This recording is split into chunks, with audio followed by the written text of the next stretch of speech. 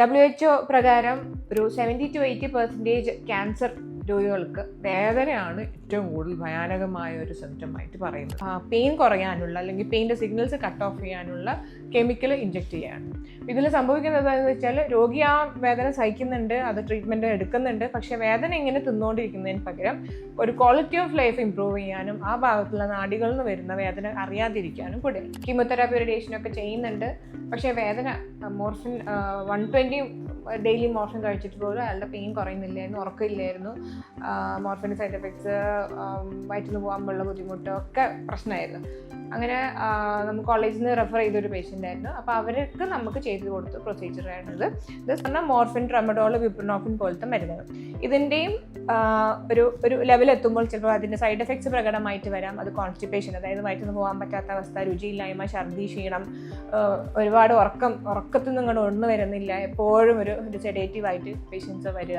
അപ്പോൾ ഈ വേദന നമുക്ക് ഇൻ്റർവെൻഷണൽ പെയിൻ മെഡിസിനിലൂടെ എന്തെങ്കിലും തരത്തിലുള്ള ട്രീറ്റ്മെൻറ്റ് ഓപ്ഷൻസ് ഉണ്ടോ എന്നാണെന്ന് ഞാൻ ഡിസ്കസ് ചെയ്യുന്നത്.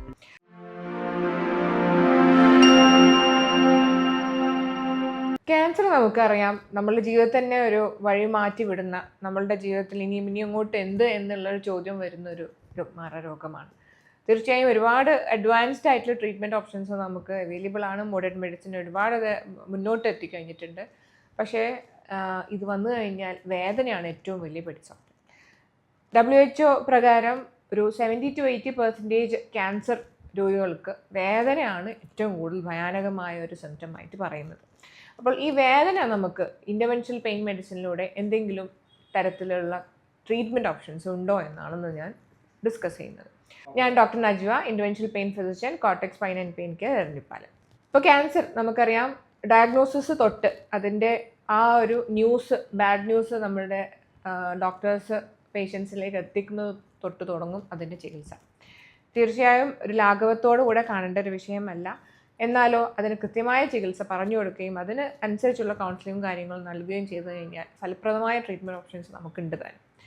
വേദനയാണ് ഒരു വല്ലാത്തൊരു വില്ലൻ. അപ്പോൾ തുടക്കത്തിൽ അതിന് ട്രീറ്റ്മെൻറ്റ് കിട്ടേണ്ടതായിട്ടുണ്ട്. കാരണം എന്ന് വെച്ചാൽ വേദന നമുക്ക് വരുന്നതിന് മുന്നേ വേദന ഉണ്ടാക്കാൻ സാധ്യതയുള്ള രോഗം നമുക്ക് അറിയാവുന്നത് കൊണ്ട് തന്നെ അതിന് ട്രീറ്റ്മെൻറ്റ് എടുത്തു കഴിഞ്ഞാൽ തന്നെ ഒരു വലിയൊരു വേദനയിൽ നിന്ന് പേഷ്യൻറ്റ് രക്ഷിക്കാനാവും. അപ്പോൾ നമ്മൾ ഈ കീമോതെറാപ്പി, റേഡിയേഷൻ അങ്ങനത്തെ ഒരുപാട് ചികിത്സകൾ വഴി രോഗശമനം കിട്ടാറുണ്ട്. പക്ഷേ ഇതേ ട്രീറ്റ്മെൻറ്റ് വഴി തന്നെ വേദന ഉണ്ടാക്കാനും സാധ്യതയുണ്ട്. അപ്പോൾ വേദന എവിടെ നിന്നൊക്കെ ഉണ്ടാവാം. ചിലപ്പോൾ ക്യാൻസർ കോശങ്ങൾ അസ്ഥിയിലേക്ക് കയറി മെറ്റാസ്റ്റാസിസ്, അതായത് ലങ്സിൻ്റെ ക്യാൻസർ മജ്ജയിലേക്ക് കയറി അല്ലെ നട്ടലിലേക്ക് കയറിയിട്ട് അവിടെ ക്യാൻസർ ഉണ്ടാക്കുമ്പോൾ നട്ടലിൻ്റെ വേദന, നടുവേദനയായിട്ട് പ്രസൻറ്റ് ചെയ്യാറുണ്ട്. ചിലപ്പോൾ മൂത്രാശയത്തിലുള്ള അല്ലെങ്കിൽ പ്രോസ്ട്രേറ്റിലുള്ള ഗ്രന്ഥിയിൽ നിന്നുള്ള ക്യാൻസർ മറ്റെവിടെ നട്ടലിലേക്കോ അല്ലെങ്കിൽ ബോൺസിലേക്കോ ഒക്കെ, പെൽവിസിലേക്കോ അല്ലെങ്കിൽ ഹിപ്പിലേക്കൊക്കെ വന്നിട്ട് അതിൻ്റെ ക്യാൻസർ ഉണ്ടായിട്ട് ജോയിൻറ്റ് പെയിൻ ഉണ്ടാക്കാറുണ്ട്. അപ്പോൾ നമുക്കൊരു പേഷ്യൻ്റ് വരുന്നത് പെയിനായിട്ടായിരിക്കും. അപ്പോൾ ഇത് ക്യാൻസർ ആണോ അതോ മറ്റുള്ള പ്രശ്നങ്ങളാണോ എന്ന് ആദ്യം ഡയഗ്നോസ് ചെയ്യണം. അതാണ് ആദ്യത്തെ ട്രീറ്റ്മെൻറ്റിൽ നമ്മൾ ആദ്യം നോക്കേണ്ടത്. അപ്പോൾ ഇതിൽ പെയിൻ എന്ത് തരത്തിലുള്ള പെയിനാണ് രോഗിക്ക് ഉണ്ടാവുന്നതാണ് ആദ്യം അറിയേണ്ടത്. നാഡീവേദനകളുണ്ടാവും, അതായത് നാഡികളെ, ട്യൂമറിൻ്റെ കോശങ്ങൾ നാഡികളെ അമർന്ന് നിൽക്കുമ്പോഴോ അല്ലെങ്കിൽ ആ ഭാഗത്തുള്ള ഇൻഫ്ലമേഷൻ കൊണ്ടോ ഉണ്ടാവുന്ന ന്യൂറോപ്പതിക് പെയിൻ. ഇതിന് നാഡികളുടെ ട്രീറ്റ്മെൻറ്റ്സും അതിൻ്റെ മെഡിസിൻസും ആണ് സ്റ്റാർട്ട് ചെയ്യേണ്ടത്. ഇൻ കേസ് എവിടെയെങ്കിലും നാഡികൾ വല്ലാതെ ബ്ലോക്കായി കിടക്കുന്നുണ്ടെങ്കിൽ ആദ്യം റേഡിയേഷനോ അല്ലെങ്കിൽ കീമോതെറാപ്പിയോ ചെയ്തിട്ട് ആ ഒരു ട്യൂമറിൻ്റെ സൈസിനെ നമുക്ക് റിഡ്യൂസ് ചെയ്ത് കൊണ്ടുവരേണ്ടതായിട്ടുണ്ട്. ഇൻ കേസ് അതും പറ്റിയില്ലെങ്കിൽ സർജിക്കൽ ഓപ്ഷൻസ് എന്തെങ്കിലും ഉണ്ടോ എന്ന് നോക്കേണ്ടതായിട്ടുണ്ട്. അപ്പോൾ ഇതൊക്കെ ചെയ്തു കഴിഞ്ഞു എന്നിട്ടും മാറ്റങ്ങളില്ലാത്ത പെയിനിന് നമുക്ക് ഇൻ്റർവെൻഷണൽ പെയിൻ മെഡിസിൻ ഓപ്ഷൻസ് ഉണ്ട്. അടുത്ത വേദനയാണ് അസ്ഥിയിൽ നിന്ന് വരുന്ന വേദന. അത് ഒന്നെങ്കിൽ നേരത്തെ പറഞ്ഞ പോലെ മെറ്റാസ്റ്റാസിസ് ആവാം, അതായത് വേറെ എവിടെയെങ്കിലും വന്ന വേദന, വേറെ എവിടെയെങ്കിലും വന്ന ഒരു ക്യാൻസർ നട്ടലിലേക്കോ അല്ലെങ്കിൽ സ്കെൽറ്റൽ സിസ്റ്റത്തിലെ ബോൺസിലേക്കോ വന്ന് മെറ്റാസ്റ്റാസിസ് വന്നാവാം, അല്ലെങ്കിൽ തലച്ചോറിലേക്കുള്ള മെറ്റാസ്റ്റാസിസ് ആവാം. അപ്പോൾ ബോൺ പെയിൻ ആണ് അടുത്തൊരു കാറ്റഗറി. അതിനും മെഡിക്കൽ ട്രീറ്റ്മെൻറ്റ് ഒരുപാട് ഓപ്ഷൻസ് ഉണ്ട്. അതിനും പറ്റാത്ത വേദനകൾക്ക് ഇൻ്റർവെൻഷണൽ പെയിൻ മെഡിസിൻ ഓപ്ഷൻസ് ഉണ്ട്. ഇനി മൂന്നാമത്തെ വേദനയാണ് ഈ മസിൽ റിലേറ്റഡ്, അല്ലെങ്കിൽ ഏതെങ്കിലും ഒരു ക്യാൻസർ വന്നു പക്ഷേ ആ കോശങ്ങളിൽ നിന്ന് അല്ല വേദന വരുന്നത്, അതിൻ്റെ തൊട്ടടുത്തുള്ള സ്ട്രക്ചേഴ്സിൽ നിന്ന് വരുന്ന റേഡിയേറ്റിംഗ് പെയിൻ ആവാം. അപ്പോൾ ഇതിനൊക്കെ ഒരുപാട് മെഡിക്കൽ ടെർമിനോളജീസ് ഉണ്ട്, പക്ഷേ അതൊന്നും ഞാൻ പറയുന്നില്ല. പക്ഷേ ഇതെങ്ങനെയാണ് നമ്മൾ ട്രീറ്റ് ചെയ്യേണ്ടതെന്നുള്ളത് ആദ്യം അറിഞ്ഞിരിക്കണം. അതൊരു ജനറൽ പ്രാക്ടീസ് ചെയ്യുന്ന ഒരു ഡോക്ടറും അറിഞ്ഞിരിക്കേണ്ട വിഷയമാണ്. ഇപ്പോൾ WHO പ്രകാരം നമുക്കൊരു കോമൺ ഒരു സാധാരണഗതിയിൽ ഒരു വേദന വന്നു കഴിഞ്ഞാൽ ആദ്യം കൊടുക്കേണ്ടത് സിമ്പിൾ അനാൽജസിക്സ് ആണ്. അതായത് പാരസിറ്റമോൾ വിഭാഗത്തിൽപ്പെട്ട ഗുളികകളാണ് സ്റ്റാർട്ട് ചെയ്യേണ്ടത്. അതിൻ്റെ കൂട്ടത്തിൽ അഡ്ജുവൻസ് ആയിട്ടും സ്റ്റാർട്ട് ചെയ്യും. അതാണ് WHO പെയിൻ ലാഡർ എന്ന് പറയുന്നത്. അപ്പോൾ തുടക്കത്തിൽ വരുന്ന വേദന നമുക്ക് പാരസിറ്റമോളിൻ്റെ ഒരു ഡോസ് അനുസരിച്ചിട്ട് അതിൻ്റെ ഘട്ടം ഘട്ടമായിട്ട് വായിലൂടെ കഴിക്കാൻ പറ്റുന്ന മെഡിസിൻ സ്റ്റാർട്ട് ചെയ്ത് കൊടുക്കാം. പിന്നെ അത് അടുത്ത സ്റ്റേജ്, അതായത് അത് കഴിഞ്ഞിട്ട് പെയിൻ കുറവില്ലെങ്കിൽ ട്രമഡോൾ പോലത്തെ ഗുളികകൾ സ്റ്റാർട്ട് ചെയ്യാം. ഇതിൻ്റെ കൂടെ തന്നെ നാഡീ സംബന്ധമായ വേദനകളുണ്ടെങ്കിൽ പ്രിഗാബലിൻ, ഗാബാപെന്റിൻ, അമിട്രിപ്പിലിൻ പോലത്തെ മെഡിസിൻസും സ്റ്റാർട്ട് ചെയ്യാം. അപ്പോൾ ഇതും കഴിഞ്ഞിട്ട് പെയിൻ വരുമ്പോഴാണ് നമ്മൾ കുറച്ചുകൂടി സ്ട്രോങ്ങർ ഓപ്പിയോയിഡ്സിലേക്ക് പോകുന്നത്. സ്ട്രോങ്ങർ ഓപ്പിയോയിഡ് എന്ന് പറഞ്ഞാൽ മോർഫിൻ, ട്രമഡോൾ, ബുപ്രനോഫിൻ പോലത്തെ മരുന്നുകൾ.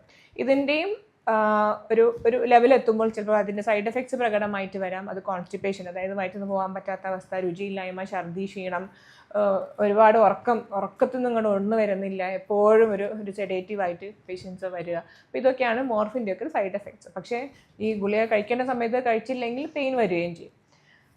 പിന്നെ നമുക്ക് അടുത്ത സ്റ്റെപ്പാണ് വരുന്നത് ഇൻ്റർവെൻഷണൽ പെയിൻ മെഡിസിൻ്റെ റോൾ. അതായത് ഒരു പരിധിവരെ നമുക്ക് ഈ മെഡിസിൻസ് ഹൈക്ക് ചെയ്യാൻ പാടുള്ളൂ. ഇതിന് കൂടുതൽ നമ്മൾ ഹൈക്ക് ചെയ്ത് കഴിഞ്ഞാൽ അതിൻ്റെ സൈഡ് എഫക്ട്സ് ആണ് കൂടുതൽ പ്രകടമായിട്ട് പേഷ്യൻസിന് അനുഭവപ്പെടുക. അപ്പോൾ ഇവിടെയാണ് നമ്മൾ ഇൻ്റർവെൻഷൻസിന് റോൾ വരുന്നത്. ഉദാഹരണത്തിന് ഒരു പാങ്ക്രിയാസിൻ്റെ ഒരു വേദന, പാങ്ക്രിയാസിൻ്റെ ഒരു ക്യാൻസർ സംബന്ധമായ പ്രശ്നം കൊണ്ട് രോഗി അനുഭവപ്പെടുന്ന വേദന. അത് മിക്കവാറും പാങ്ക്രിയാസ് ഗ്രന്ഥി നമ്മളുടെ വയറിൻ്റെ ആ ഭാഗങ്ങളിലാണ് നിലനിൽക്കുന്നത്. അപ്പോൾ അതിൽ നിന്ന് വരുന്ന വേദന എപ്പിഗാസ്ട്രിക് പെയിനായിട്ട് പേഷ്യൻ്റ് അനുഭവപ്പെടും. അത് ബാക്കിലേക്കും നെഞ്ഞിൻ്റെ സൈഡിലേക്കൊക്കെ പേഷ്യൻ്റ് പെയിൻ വരാം. തുടക്കത്തിൽ നമ്മൾ മെഡിസിൻ തന്നെയാണ് കൊടുക്കുന്നത്. അതിന് കൂടുതലും ബാക്കിയുള്ള ഓങ്കോളജിക്കലായിട്ട് അവർ പ്രിസ്ക്രൈബ് ചെയ്യുന്ന കീമോതെറാപ്പി, റേഡിയേഷൻസൊക്കെ ഫലപ്രദമായിട്ട് വന്നേക്കാം. പക്ഷേ ഇത് നമുക്ക് ഒരു ഡോസിൻ്റെ ഹയർ ഡോസിലേക്ക് എത്തുന്നതിന് മുന്നേ, മോർഫിൻ്റെ വലിയ ഡോസിലേക്ക് എത്തുന്നതിന് മുന്നേ നമുക്കൊരു ഇൻ്റർവെൻഷൻ സാധ്യമായിട്ടുള്ളതാണ്. അതാണ് സ്പ്ലാഗ്നിക് നെർവ് ന്യൂറോലൈസിസ് അല്ലെങ്കിൽ സീലിയാക് പ്ലെക്സസ് ബ്ലോക്ക് എന്ന് പറയും. ഇതിൽ കാര്യമായിട്ട് ചെയ്യുന്നത് പാങ്ക്രിയാസിൽ നിന്ന് വരുന്ന ആ ഗ്രന്ഥികളിൽ നിന്ന് വരുന്ന ഗ്രന്ഥികളിലേക്ക് സപ്ലൈ ചെയ്യുന്ന ഒരു നാഡീവ്യൂഹമുണ്ട്, സീലിയാക് പ്ലെക്സസ് എന്ന് പറയും. ആ വ്യൂഹത്തിലേക്ക് നമ്മൾ പെയിൻ കുറയാനുള്ള അല്ലെങ്കിൽ പെയിൻ്റെ സിഗ്നൽസ് കട്ട് ഓഫ് ചെയ്യാനുള്ള കെമിക്കൽ ഇഞ്ചെക്റ്റ് ചെയ്യുകയാണ്. ഇതിൽ സംഭവിക്കുന്നത് എന്താണെന്ന് വെച്ചാൽ രോഗി ആ വേദന സഹിക്കുന്നുണ്ട്, അത് ട്രീറ്റ്മെൻറ്റ് എടുക്കുന്നുണ്ട്. പക്ഷേ വേദന ഇങ്ങനെ തിന്നുകൊണ്ടിരിക്കുന്നതിന് പകരം ഒരു ക്വാളിറ്റി ഓഫ് ലൈഫ് ഇമ്പ്രൂവ് ചെയ്യാനും ആ ഭാഗത്തുള്ള നാഡികളിൽ നിന്ന് വരുന്ന വേദന അറിയാതിരിക്കാനും കൂടെയാണ്. അപ്പോൾ ഇത്തരത്തിലുള്ള ചികിത്സയുടെ എന്താണ് നമ്മൾ ഫലപ്രദമായിട്ടുള്ളത് എന്താണെന്ന് വെച്ചാൽ കഴിക്കുന്ന മെഡിസിൻസിൻ്റെ ഡോസ് വളരെയധികം കുറയ്ക്കാൻ സാധിക്കും. ഇവരുടെ പെയിൻ ഇമ്പ്രൂവ് ചെയ്യുമ്പോൾ ക്വാളിറ്റി ഓഫ് ലൈഫ് ഇമ്പ്രൂവ്മെൻറ്റ് വരും.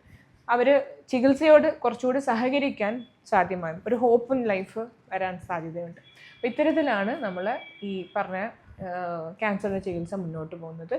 മറ്റൊരു ഉദാഹരണമാണ് നമ്മളുടെ നട്ടെല്ലിന് ക്യാൻസർ ബാധിച്ചിട്ടുണ്ടെങ്കിൽ, അതായത് നമ്മളുടെ ഇപ്പോൾ ഒരു ലങ്സിന് ക്യാൻസർ ബാധിച്ചു അല്ലെങ്കിൽ നമ്മുടെ തൈറോയിഡിന് ക്യാൻസർ ബാധിച്ചു, അത് നട്ടെല്ലിലേക്കോ അല്ലെ നട്ടെല്ലിൻ്റെ വെർട്ടിബ്ര ഭാഗത്ത് വന്ന് നടുവേദനയായിട്ട് പ്രസൻറ്റ് ചെയ്യുമ്പോഴായിരിക്കും രോഗി അത് അറിയുന്നത് ബാധിച്ചിട്ടുണ്ടെന്നുള്ളത്. അപ്പോൾ എക്സ്റേ അല്ലെങ്കിൽ MRI എടുത്ത് നോക്കുമ്പോൾ എലികളുടെ ആ ഒരു വെർട്ടിബ്ര കോളം ചിലപ്പം കംപ്രഷൻ വന്നിട്ടുണ്ടാവും, അതിൻ്റെ ഉള്ളിൽ പൊട്ടൽ വന്നിട്ടുണ്ടാവും.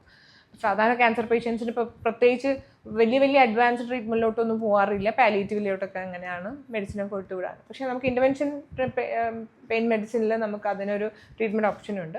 അതായത് ഈ പറഞ്ഞ ചപ്പിപ്പോയ വെർട്ടിബ്രൈൻ്റെ ഉള്ളിൽ നട്ടിൽ സുഷുമ്ന കശേരുക്കളുടെ ഉള്ളിലേക്ക് ബോൺ സിമെൻറ്റ് ഇഞ്ചെക്ട് ചെയ്ത് കഴിഞ്ഞാൽ ആ ഒരു വെർട്ടിബിൾ ഹൈറ്റ് നമുക്ക് മെയിൻറ്റെയിൻ ചെയ്യാനും പറ്റും. അതുപോലെ തന്നെ അതിൽ നിന്ന് വരുന്ന വേദന നമുക്ക് കുറച്ച് കൊണ്ടുവരാൻ സാധിക്കും. അത് എല്ലാ നട്ടിലിനെ ബാധിച്ച ഇതിനും പറ്റില്ല, പക്ഷേ ചില ക്രൈറ്റീരിയകളുണ്ട്. അപ്പോൾ ഇത്തരത്തിൽ ക്യാൻസർ പെയിന് നമുക്ക് ഇൻവെൻഷണൽ പെയിൻ മെഡിസിൻ ഒരുപാട് റോളുണ്ട്. അത് ഏതൊക്കെയാണ്, എന്താണ്, എവിടെ നിന്നാണ് വരുന്നതെന്നനുസരിച്ചാണ് അതിൻ്റെ ട്രീറ്റ്മെൻറ്റ് ഓപ്ഷൻസ് വരുന്നത്. ഒരുപാട് മരുന്ന് കഴിച്ച് ഒരു മിസറബിളായിട്ട് കഴിയുന്ന ആൾക്കാർക്ക് ചെറിയൊരു ഹോപ്പ് നമുക്ക് നൽകാൻ സാധിക്കും. അപ്പോൾ നമുക്ക് അന്ന് വന്ന പേഷ്യൻ്റ് ഒരു CA പാങ്ക്രിയാസ് ആയിരുന്നു. അതായത് പാങ്ക്രിയാസിൻ്റെ ക്യാൻസർ വന്നിട്ട് അതിൻ്റെ ചുറ്റുപാട്ടത്തിലുള്ള നാഡികളും വയറിലേക്കും അതുപോലെ കഴലുകളിലേക്കൊക്കെ ബാധിച്ചൊരു പേഷ്യൻ്റ് ആയിരുന്നു. കീമോതെറാപ്പി, റേഡിയേഷനൊക്കെ ചെയ്യുന്നുണ്ട്. പക്ഷേ വേദന മോർഫിൻ 120 ഡെയിലി മോർഫിൻ കഴിച്ചിട്ട് പോലും അയാളുടെ പെയിൻ കുറയുന്നില്ലായിരുന്നു, ഉറക്കമില്ലായിരുന്നു. മോർഫിൻ്റെ സൈഡ് എഫക്ട്സ്, വയറ്റിൽ നിന്ന് പോകാനുള്ള ബുദ്ധിമുട്ട് ഒക്കെ പ്രശ്നമായിരുന്നു. അങ്ങനെ നമുക്ക് കോളേജിൽ നിന്ന് റെഫർ ചെയ്തൊരു പേഷ്യൻ്റ് ആയിരുന്നു. അപ്പോൾ അവർക്ക് നമുക്ക് ചെയ്ത് കൊടുത്ത പ്രൊസീജിയറാണിത്. ഇത് സ്പ്ലാഗ്നിക് ന്യൂറോലൈസിസ് എന്നാണെന്ന് പറയുന്നത്. ആക്ച്വലി നമ്മൾ CA പാങ്ക്രിയാസിന് സീലിയാക് പ്ലെക്സസ് ബ്ലോക്ക് ആണ് ചെയ്യേണ്ടത്, വേറൊരു പ്രൊസീജിയറാണ്. പക്ഷേ ഈ കയലകളും രക്തക്കുഴലും ഒക്കെ കൂടെ ഒരു കൂടി നിൽക്കുന്ന ഒരു വല്ലാത്തൊരവസ്ഥ കാരണം ആ ഒരു സ്ഥലത്തേക്ക് നമുക്ക് മെഡിസിൻ അല്ലെങ്കിൽ നീഡിൽ അപ്രോച്ച് ചെയ്യാൻ ബുദ്ധിമുട്ടായുള്ള സാഹചര്യത്തിലായിരുന്നു ഇങ്ങനെ ഒരു പ്രൊസീജിയർ ചെയ്തത്. ഇത് നമ്മൾ നട്ടലിൻ്റെ ഒരു L1 റീജിയനിലുള്ള T12 L1R ഭാഗത്തുള്ള നാഡീവ്യൂഹത്തിൻ്റെ മേലെ ഡയറക്റ്റ് നീഡിൽ പ്ലേസ് ചെയ്തിട്ട് അതിന് ചുറ്റും വരുന്ന, അതായത് പാൻക്രിയാസിലേക്ക് കൊടുക്കുന്ന നാഡികളിലേക്ക്, സ്പ്ലാഗ്നിക് നെർവിലേക്ക് നമ്മൾ കെമിക്കൽ ന്യൂറലൈസിസ് ആണ് ചെയ്തത്. അപ്പോൾ ഇത്തരത്തിലുള്ള ചികിത്സയുടെ എന്താ സംഭവിക്കുന്നത് വെച്ചാൽ ആ വേദന വരുന്ന ഓർഗൻസ്, അതായത് ഇപ്പോൾ സ്റ്റൊമക്ക് ആവാം, അല്ലെങ്കിൽ വേറെ ചുറ്റുവട്ടത്തുള്ള ഗോൾ ബ്ലാഡർ, പാൻക്രിയാസ്, അതുപോലത്തെ ഭാഗങ്ങളിൽ വരുന്ന ക്യാൻസറിൻ്റെ വേദനയെ അവിടെ ബ്ലോക്ക് ചെയ്തിടുകയും ആ വേദന രോഗി അറിയാതിരിക്കുകയാണ് ചെയ്യുന്നത്. അപ്പോൾ ബാക്കിയുള്ള ചികിത്സകളോട് രോഗിക്ക് കുറച്ചുകൂടി സഹകരിക്കാൻ ഇതുപോലെ ചികിത്സയിൽ നമുക്ക് സാധിക്കാൻ പറ്റും. പേഷ്യൻ്റ് ഒരു 2 to 3 weeks കഴിഞ്ഞ് റിവ്യൂവിന് വന്നിരുന്നു. ഒരു more than 80 to 90% patient relief ഉണ്ടായിരുന്നു. ചെറിയ ഡോസിൽ മോർഫിൻ കഴിക്കേണ്ട ആവശ്യമേ ഇവർക്ക് വന്നിട്ടുണ്ടായിരുന്നുള്ളൂ. അപ്പോൾ ഞാൻ പറഞ്ഞു തരുന്നത്, വേദന നിവാരണം എന്ന് പറയുന്നത് ഒരു ആഡംബരമല്ല. It's not a luxury. അതൊരു ബേസിക് ഹ്യൂമൻ റൈറ്റ് ആണ്.